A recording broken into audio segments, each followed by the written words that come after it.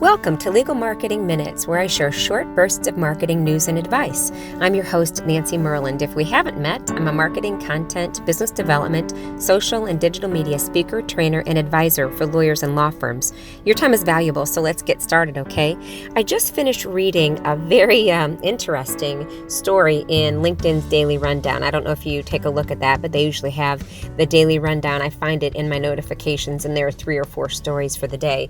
And I thought this was very interesting. It's called How Show and Tell Helps the 76ers. And it says that once a month, the Philadelphia 76ers gather for breakfast in Camden, New Jersey, where team members offer presentations of their choosing, covering topics as diverse as the life and habits of reptiles, the history of coffee, and even the nature of reality itself. The goal? To encourage organic conversation and forge a strong, cohesive team culture, both on and off the court.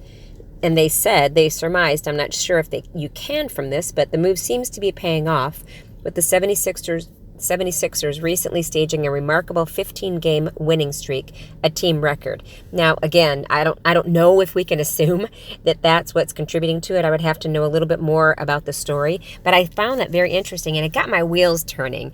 And that was that there could be a really fun and maybe effective way to help your team improve their presentation skills.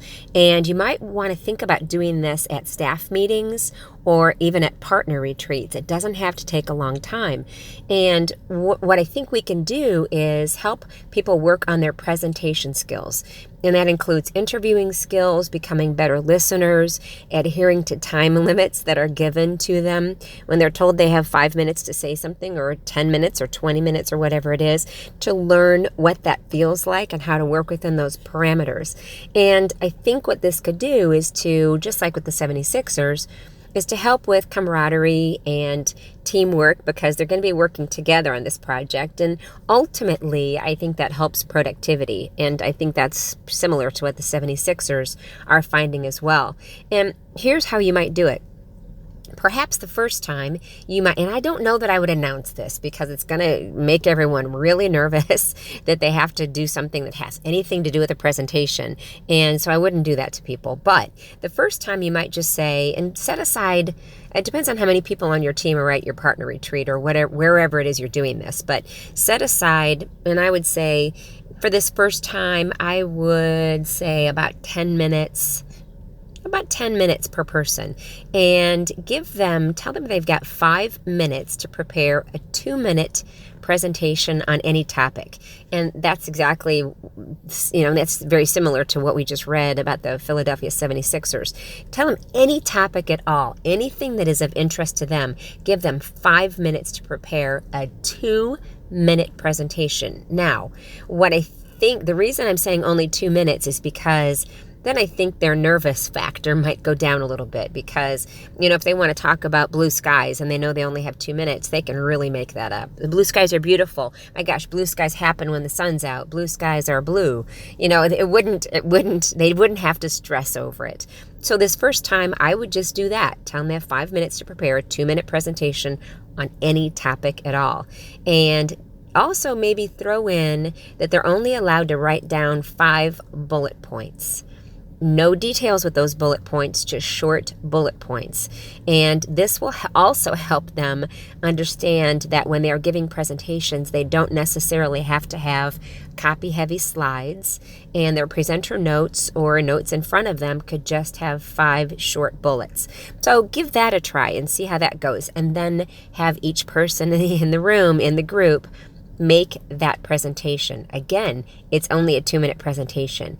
Tell them it's a no judgment zone. Encourage people when that person is finished to, applaud for them, be positive. Let's not give a bunch of positive and negative feedback at this point, yes to the positive. Let's not give a lot of constructive criticism at this point, because you really don't want people to dread this by thinking, oh my gosh, now they're going to pull it apart. And then you might, another time, and I don't know that I would do this every time because they're going to start dreading your staff meetings or your retreats, but maybe not, because these are really pretty easy things to do. The second time, perhaps you can give them 3 minutes to interview the person next to them. And that's not very intimidating because they're just interviewing the person next to them. They're not having to make necessarily a presentation that they have put together. And what you might do is you might plant questions to make it even easier on them. And those questions might be, what is your favorite hobby and why? Where were you born? If you could live anywhere, where would it be and why? And give them 3 to 5 minutes. You choose the time frame, but I wouldn't do it any more than 3 to 5 minutes to interview this person, to find out the answers to those questions. Let them do it back and forth. So that's maximum 10 minutes between two people that they have to do this. And again, go by the time frame. Make sure you stick to and adhere to the time frame that you have given them, because again, we're working on sticking with really good listening skills and sticking to time frames that they are given, which happens in the real world. You and I both know that.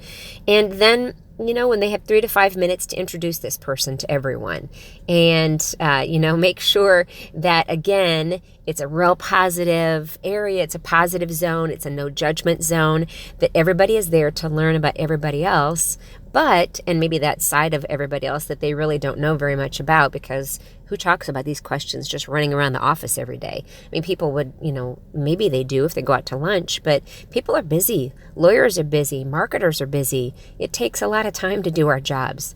So this would help people see that other side of that person, help them to work on their presentation skills, help them to work on being organized enough to put down succinctly some bullet points about this person that answer those questions that I just gave you. And also, again, the camaraderie, and can help cross-selling as well, because the more people know about one another, the more lawyers know about one another, the more apt they might be to, the more prone they might be to then talk to that person and say, help me understand what you do, because I might have a client that I want to introduce you to.